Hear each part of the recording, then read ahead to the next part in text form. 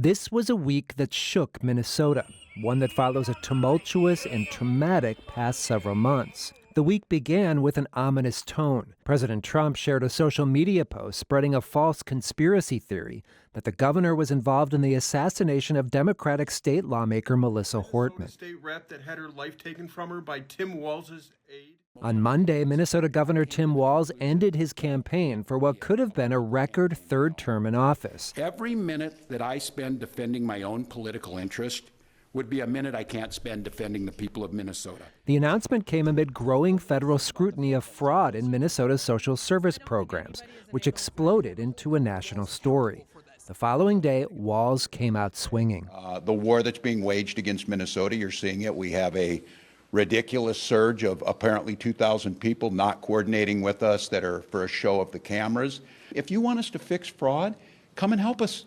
Come and help us do that. They're not interested in that. On Wednesday, Minnesota's fraud scandals took center stage in a congressional hearing in Washington, where Minnesota's 1st District Republican Congressman Brad Finstad blamed Walz.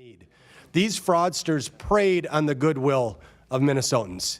Minnesota is Minnesota nice, and these fraudsters knew it, and they took advantage of us. As that hearing was taking place in Washington, tragedy was unfolding back in Minneapolis. Tonight, Minneapolis once again in the national spotlight after an ICE agent shot and killed this woman, 37-year-old Renee Good, in South Minneapolis this morning. The federal administration claimed it was an act of self-defense.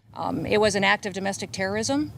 An officer of ours acted quickly and defensively shot to protect himself and the people around him. And my understanding is that she was hit and is deceased. Bystander videos of different angles circulated on social media. Mayor Jacob Fry said they contradict the federal government's claim of self-defense. I want to tell everybody directly, that is bullshit. This was an agent recklessly using power that resulted in somebody dying. Minnesotans took to the streets, first in mourning, then in protest as they demanded ICE leave the state.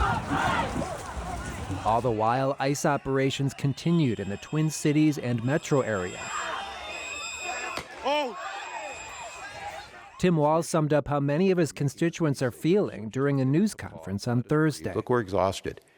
We're exhausted as Minnesotans. We're exhausted as Americans.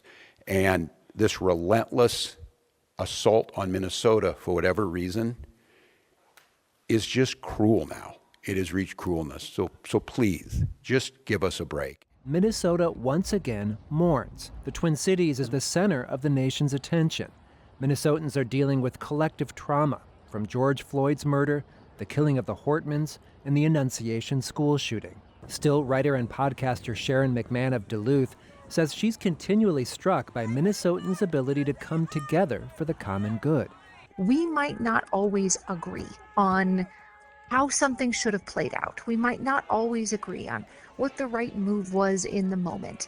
But we do have a long shared history of caring about our neighbors. This is part of our heritage as Minnesotans. McMahon stresses that maintaining hope is essential. Because the opposite of that is to sink into despair and cynicism.